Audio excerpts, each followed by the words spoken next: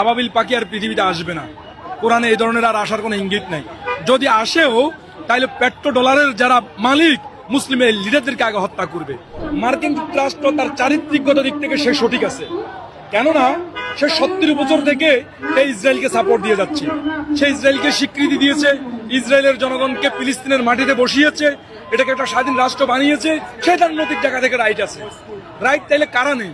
Right নেই আমরা মুসলমানেরা, রাইট নেই তুরস্ক, পাকিস্তান, কাতার, সৌদি আরব এবং আরব আমিরাতের লিডাররা। এই যে আবাবিল পাখির কথা বলা হচ্ছে, আবাবিল পাখি আর পৃথিবীতে আসবে না।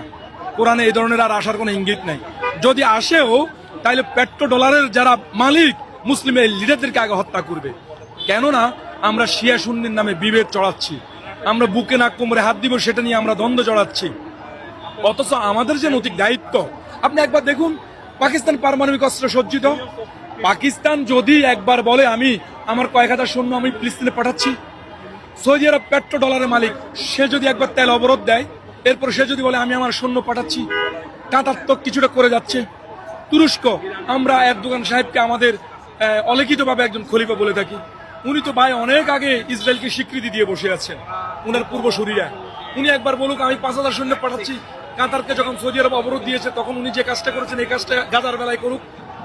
আরব আমিরাত, আপনি খেয়াল করুন, যখন কাশ্মীরে গণহত্যা চলছে, যখন ভারতে মানুষ হত্যা চলছে, তখন মোদী সাহেবকে আরব আমিরাত পুরস্কৃত করেছে। আরব আমিরাতের কাজ কি? মধ্যপ্রাচ্যের মুসলিম দেশগুলো যদি মার্কিন যুক্তরাষ্ট্রকে, ইসরায়েলকে তেল অবরোধ দেয়, তাহলেই দেখবেন ফিলিস্তিনে গণহত্যা বন্ধ হবে। আপনি